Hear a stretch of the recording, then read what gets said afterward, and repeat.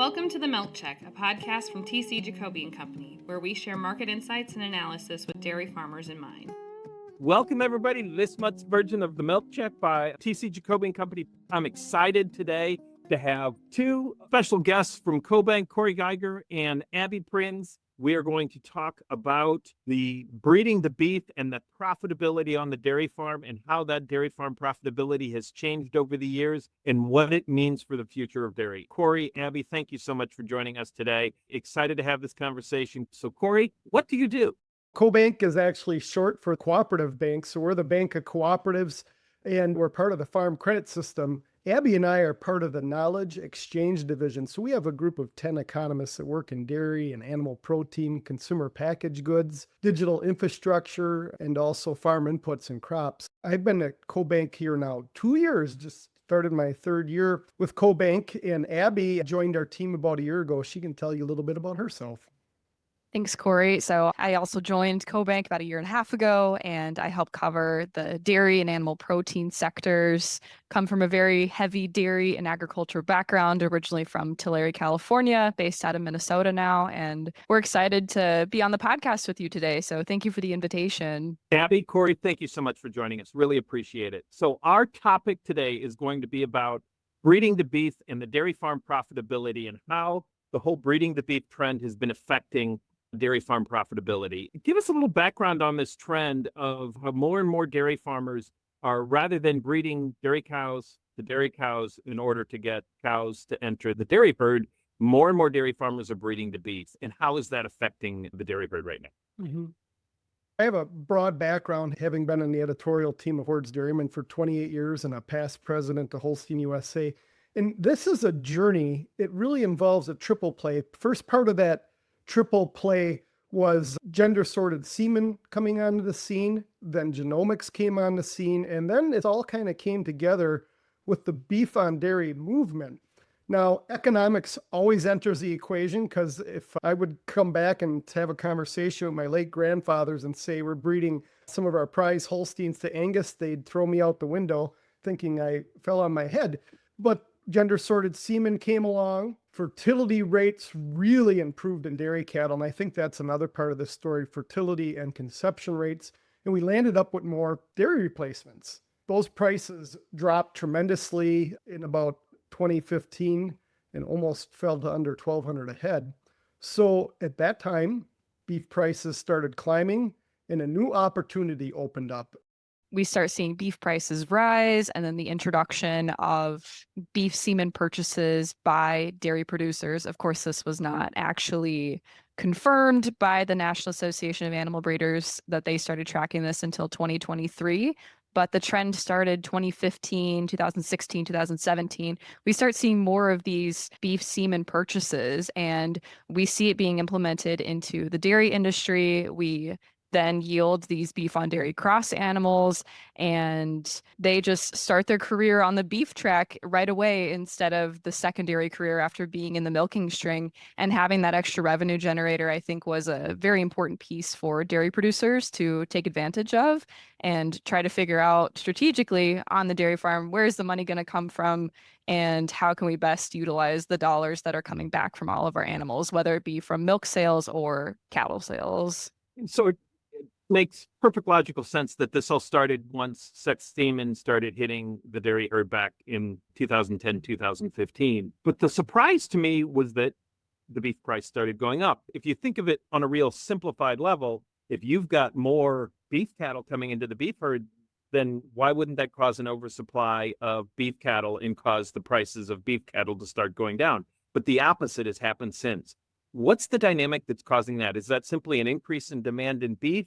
Or is there something else going on the beef side of the business right now? I would say let's go to 2019. We see the peak of the beef cow cycle. So that was the most recent time that we had the highest number of beef female cows. That number we've been liquidating ever since.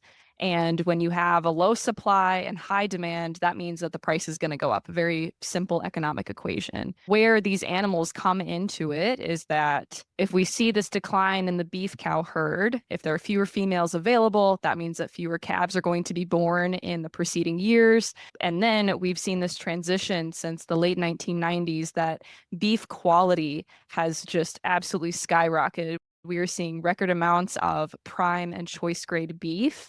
And so because of that, we have really high consumer demand. So regardless that we keep seeing retail beef prices hitting records nearly month after month, they just keep going back to the meat case and buying more beef, which has caused cattle prices to really skyrocket and hit record levels nearly every week with regards to live and feeder cattle futures. And so that's where we're seeing this beef price really start to take off. 3 bench Going for it. posts to keep in mind. Total cattle inventory is, and that counts all beef cattle and all dairy cattle, is at the lowest since 1951. The beef cow herd is the lowest since 1961. And feeder supplies, the rest of us would call those steers, are the lowest level since 72. When you take those 3 data points and look at consumer demand and where we are today, limited supply, strong demand equals record prices. Did this really strong demand for beef, did it all start right around COVID, or has this increased beef demand been coming for a while yet? I think it's been a gradual shift in demand. So I think the initial push started back in the 1990s to improve meat quality. And of course, that takes time as we see gestation lengths in cattle are 9 months, and then you still have to raise them until they can become another part of the beef supply chain. So I think that was the initial starting point where we see quality go up.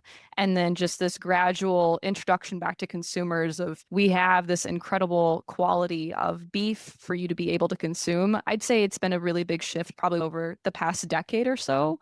And then moving into what it is today.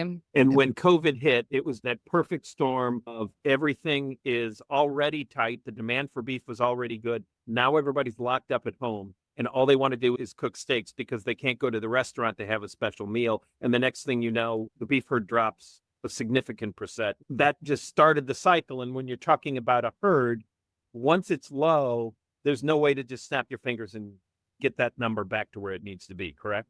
Sure. I definitely think that COVID exacerbated the situation. And I definitely agree that COVID hits, you can't go to the restaurant anymore. You're going to buy a Pit Boss or a Traeger grill, and you're going to start making all of those restaurant quality dishes at home. I think because we've seen such a drastic change in price for food at home and food away from home with regards to some of the CPI numbers that we've been seeing, that consumers would rather spend the money and, I can make a great steak at home. I don't necessarily need to go out to a high-end steakhouse because I perfected it during COVID. So I think that definitely brought it to an extreme. For the last 5 years, when I go to a steak place, I don't order steak. I can cook a great steak at home. I'll usually order the fish or something that I'm not anywhere near as good at making as I am at grilling a steak at home. It makes perfect sense to me. Yeah. So now we're in a situation where the beef cattle herd is the lowest it's been in, what did you say, Corey, 50 years? 1951, almost 75, right? Jeez. So even though we are not only adding new beef cattle inventory from beef cows, we're also adding new beef inventory from dairy cows. We're still behind the 8 ball, trying to catch up, trying to grow the beef herd back. Are we making any progress? When you look at the beef herd in general, where the source of beef is, a good thumb rule is about 20% or so comes from a dairy source. It might be a freckle higher.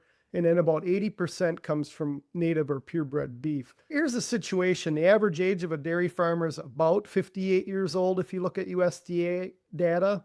The average age of a cow-calf operator, so the ones raising beef calves, is pushing 65 years old.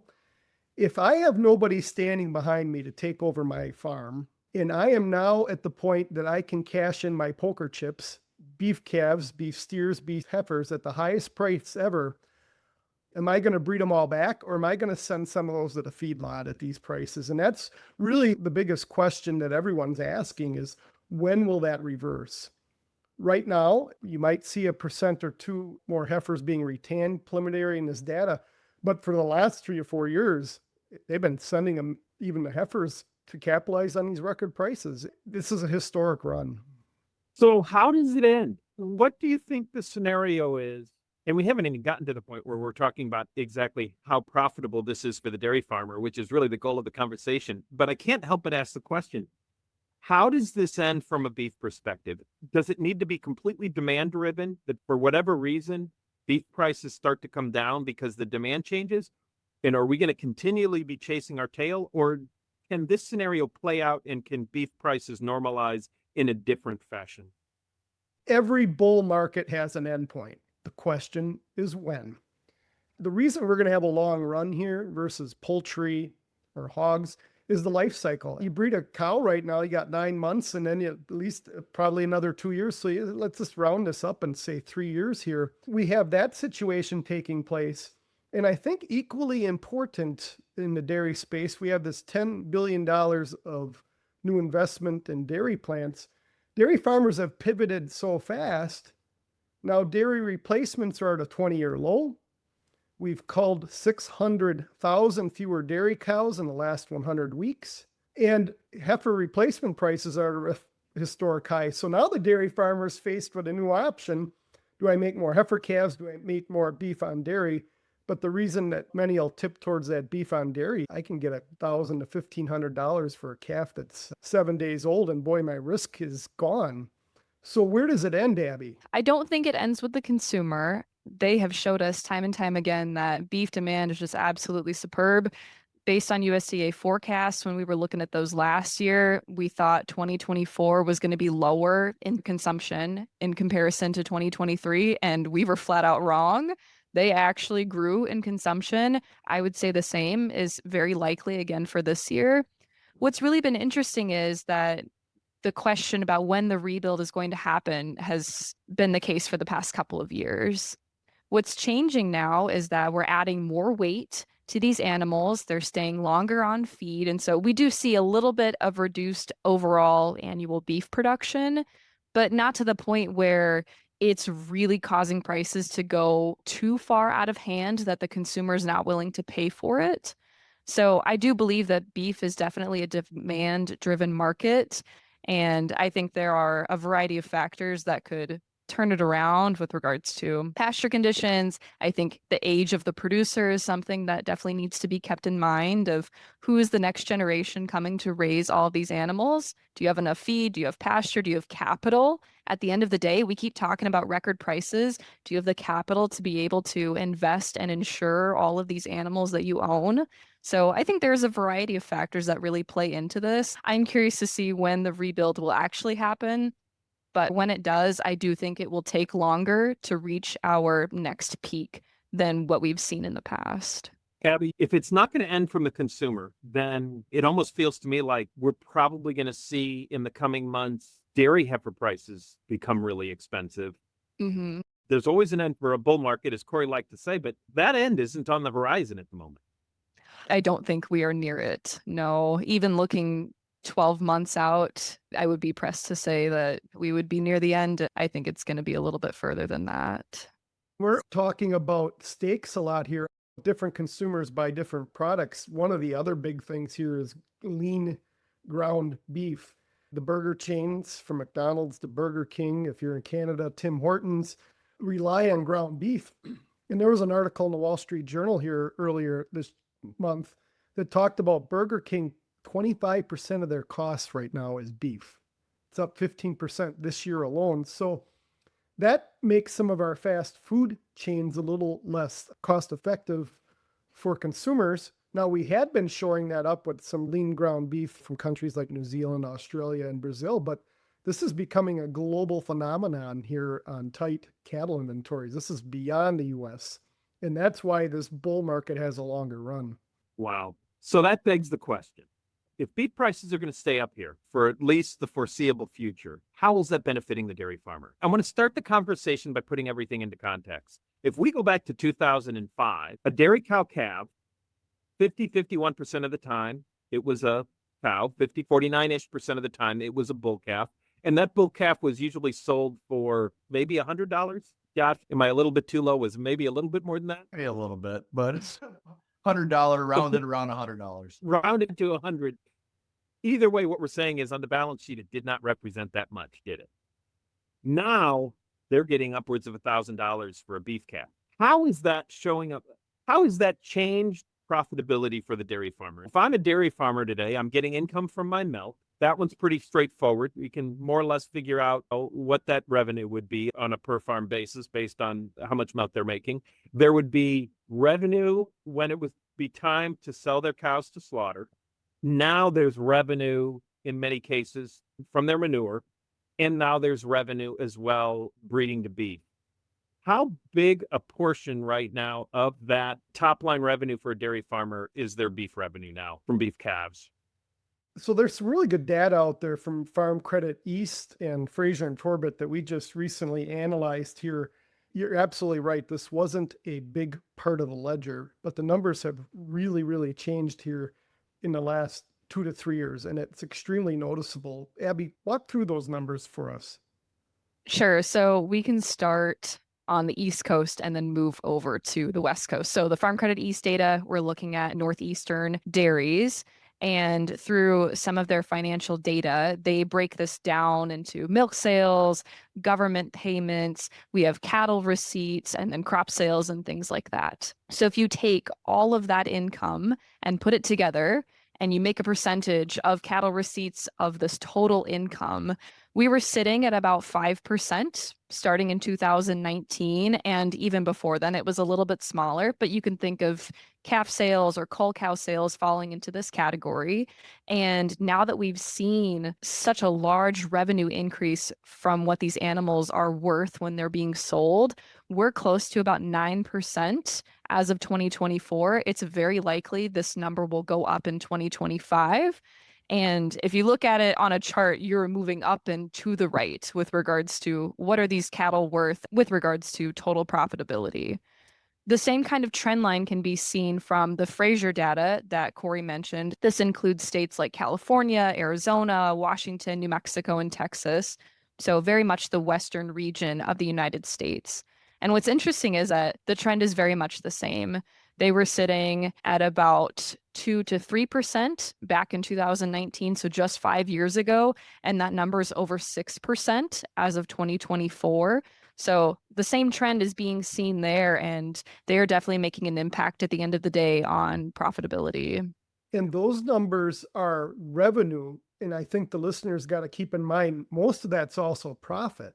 Because what if you're looking at it at the farm level, a dairyman or dairywoman can milk a cow throughout the year, and the net profit that they're making in 2024 on those milk sales or that beef on dairy calf is almost equal at this point. We're seeing unusual retention of dairy cows these days, because if I'm talking to farmers in the audience, the value of the uterus is so important. The value of getting another calf out of there supersedes her value as a cull cow, because you got to remember her beef is also worth something too. But what's the next best alternative? 2 to 3% of revenue to now 9, maybe 10% at the end of 2025. Plus, we've probably had some increases in manure revenue. Plus, as we transition into 2026, feed prices are probably going to be lower as well. I just drove from St. Louis to Michigan, right through the heart of Illinois. We did not see not one stalk of corn that wasn't absolutely perfect. The corn harvest this year is going to be phenomenal. I mentioned that in the context of we just had milk production up 3.3%. The last time we had milk production up over 3%, ultimately prices of milk really came down. But now we've got a number of other income sources for the dairy farmer. Are we going to see a reduction in cow numbers? If the class 3 price drops $2 a hundredweight, that's probably not enough. We probably need to see the class 3 price come down $3, $4 a hundredweight minimum and stay there for a while before we see any significant change in the way they manage their herd compared to 5-10 years ago when we'd see big swings in cow numbers, when we'd see big swings in milk production. I also run a 6th-generation farm. I sold some of my corn crop futures July 3rd, and corn is down 45 cents a bushel since Independence Day. That really changes the input part of the equation here, and it will be a lot more cost effective to feed dairy cows in the coming season.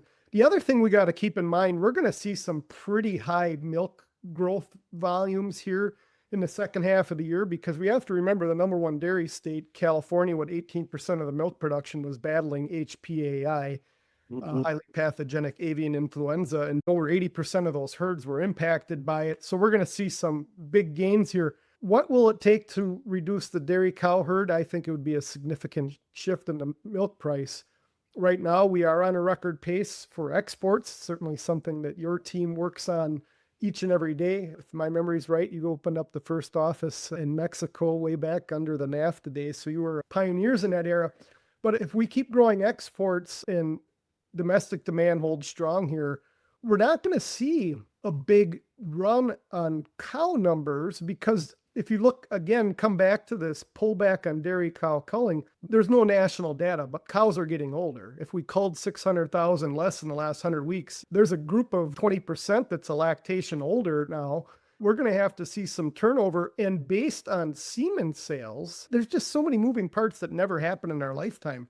Beef semen sales in the last 5 years to dairy farmers are up 58%. Gender sorted semen sales to make a dairy heifer calf are up 43.5%. And conventional semen sales, what we would call random XY, 50-50 bull calf heifer, are down 46%. So farmers are planning their future replacements, but because dairy replacement inventory are at a 20-year low, we can't grow topside right now.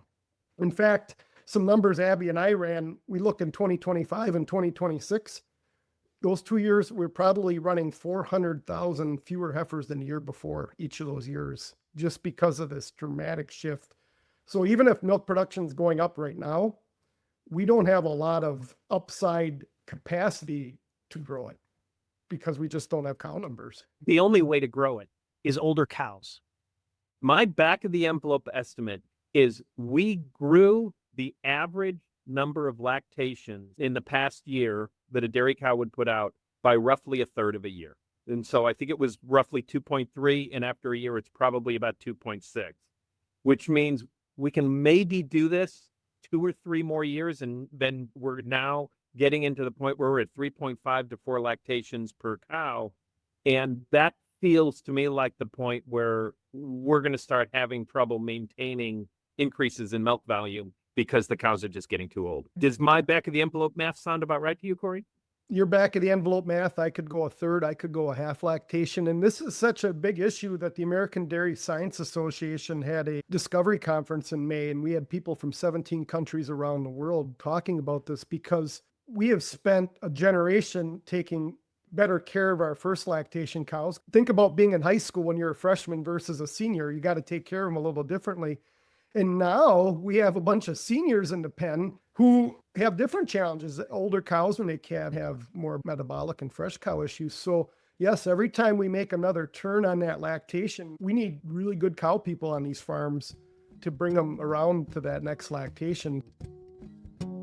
I'm Diego Carvalho with TC Jacoby and Company. TC Jacoby and Company specializes in international dairy markets. For new customers that haven't done business with Jacoby, I would tell them that we can provide them with many of the powders, dairy products that they consume, not only with the physical product, but we can also help them mitigate their risk. We know dairy, we know the main players, we know the main providers for the whole value chain. We are one of the strongest players in the US market because we have contact all the way from the farmer, moving the liquid milk, all the way to the end users that buy the end products. I am Diego Carvalho with TC Jacoby and Company, and we bring dairy to the world. I think something else that we need to keep in consideration. So Corey mentioned avian influenza being in the dairy cattle herd. That's how we've seen that large year-over-year increase in milk production. Something else that Corey and I have really been studying now for nearly the past year is milk component production. And when you're asking earlier about milk pricing, well, we have over 90% of milk is priced on multiple component pricing. And so if we are growing butterfat and protein production, that's, I think, the key for what is being reflected in milk checks that are sent back to the dairy farmer. We've seen in some of the early data that, of course, it makes sense intuitively that if you have the next generation of heifers coming on farm, they are supposed to have the best genetics of all of your animals, right? So now as these animals start progressing through the herd, they become more of the sophomores, juniors, and seniors that Corey just mentioned, that very early on, they have that really high component production and that stays with them. And as we keep bringing on the next best set of genomics and genetics on farm, you're going to see that component production start to grow too. And I think that at the end of the day, to bring it back to your original question, what happens to the milk price to be able to shift cow inventories? I don't think we're going to see a bunch of declines in component production because that's such a large part of the milk check. But I guess anything is possible. I do think the health challenges that Corey mentioned are very important. When talking about an older herd, you do need to manage them differently. And at the end of the day, it's all about strategy. And you're not going to take care of a newborn calf the same way you take care of a first lactation cow or an aged cow. It's going to be very different for each of those groups. I didn't think of it that way, that you're going to get more and more specialized in terms of how do we take care of these older cows. In the short term, we're chasing it. But in the medium term, they're going to figure out how to take care of those older cows. And they're probably going to be able to keep them healthier for longer and get more milk out of them as well. That does make a lot of sense. I never even thought of it that way. Non-milk income on the farm drives an entirely different set of decision-making rationale on the farm. You have a changing farm dynamic with certainly much more large style operations that have resources that the smaller farms don't. And I just wonder, with this income that's being generated, and I think I heard someone talk about non-milk income on the dairy farm at $4 a hundredweight. Don't quote me on that, but I remember it was something that stood out to me as a real number. It was something that was noteworthy. Do you believe the dairymen today are investing in these type of things? Are they in front of it? Or Ted mentioned chasing a moment ago. Do we think that the dairymen are out there really working with their nutritionists and others to make sure that the aging herd can perform? And I'll just preface it by saying there's a lot of people out there that will talk about the output of an older cow, and that can be wonderful. It can be great component output. It can be high volume output. They're just more vulnerable to illness and injury and other factors. Do you think people are investing in that? Well, I absolutely do. People have different skill sets. There's regions of the country that used to run on high turnover rates in dairy replacements because when they were $1,100, $1,200 a piece, that's a whole different fundamental equation. Now, USDA's July 2025 number is $3,000 average for dairy replacement. Wisconsin's topping the country at $3,200. And at auctions in Pennsylvania and Pipestone, Minnesota, and over in California, the top Holstein heifers, springers are bringing $4,000. Well, that's a whole different proposition level, and how you care for them and keep them around. You're going to put more money into that. So that's one part of it. The neat thing about beef semen on dairy, though, everyone can play. Everyone can play in that market. $4, I think, would be a little bit on the high side for me, but I've seen numbers certainly touch $3 and crawl over that number. Doesn't matter. 5 years ago, that number would have been under $1 and none of us would be talking about it right now. It's a big time game changer. But re-emphasize the value of the dairy replacement, because we're spending time on beef. We've made that proposition. In April of 2019, you could have paid under $1,200 and got choice and privilege for any good dairy replacement out of anyone's barn, and they would have sold every one of them to you. So if July that number's at 3,000, that's a 165% increase. And so if you're planning an expansion or you want to help fill one of these plants that are coming online across the country and you're talking to your banker, that's a bigger gulp of a number. So now you're faced with, I'm going to grow, and I know there's dairy farmers out there. I'm going to plan my dairy replacements for a 3-year horizon, because at that price point, I can't run around and buy them all either, right? One thing that shocks us during every cycle, and this goes back before my time, and I think Ted will echo it through generations, is the resilience of the dairy. We'll put them through tough times, and the response on the farm tends to be much different than we would think trading the product or moving the products. If I'm hearing this discussion correctly, they've only built more equity. The sensitivity to the milk price, although extremely important, is a little bit less than it was in prior years and even generations. And as a result of that, really feels like the U.S. is poised to continue growing milk continuously over the next several years. Growing up on a 6th-generation dairy farm and my wife 4 generations, dairy farmers take a long view. A lot of people in agriculture take a long view. That speaks to how you look at the market.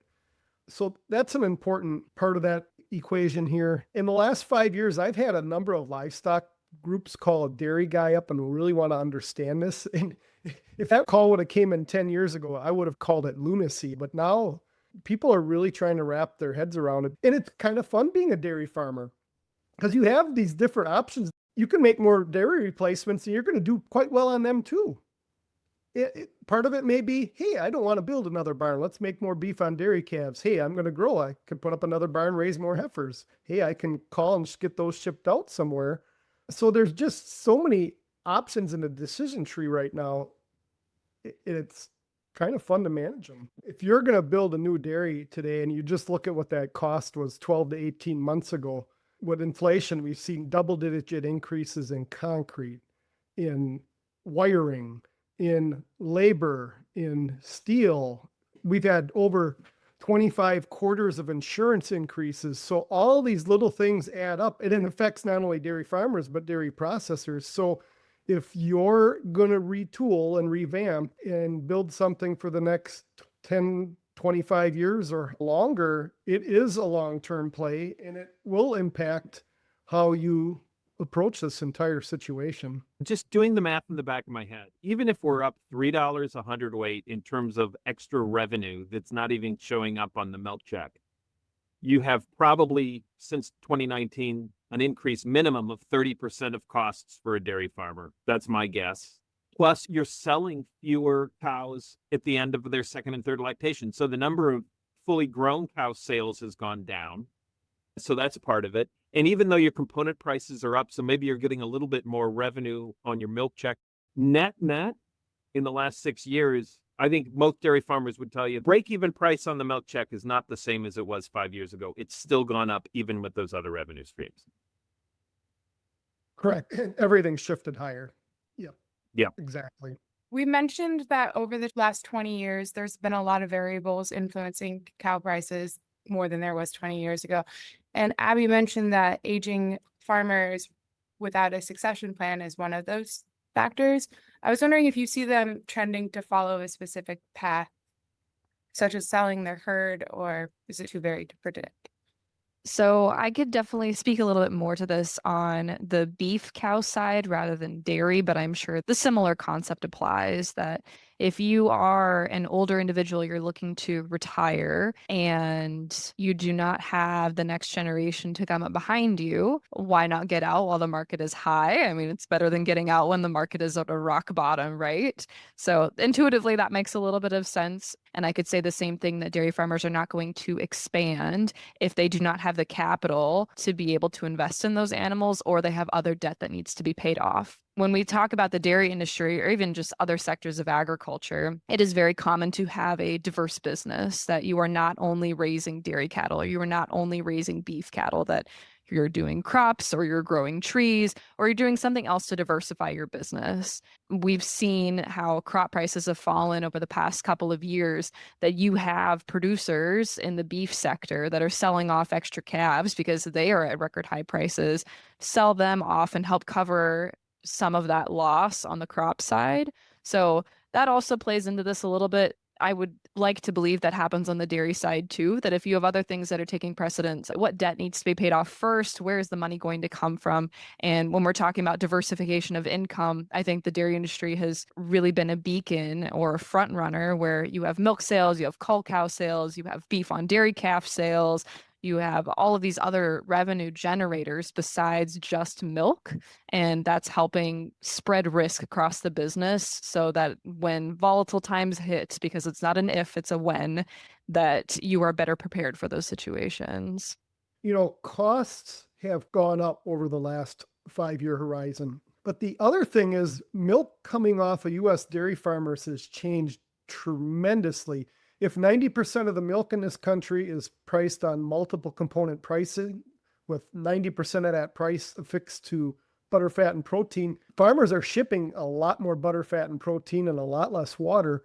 I had the opportunity to co-present with Jonathan Lamb, a New York dairyman, at the USDA Ag Outlook Forum, and he put data on the screen. So this was a data set, same herds, same management. His fifth and later lactation cows were averaging a 3.6 butterfat. This is a Holstein herd. His first and second lactation cows were averaging a 5.0. 5.0 versus 3.6.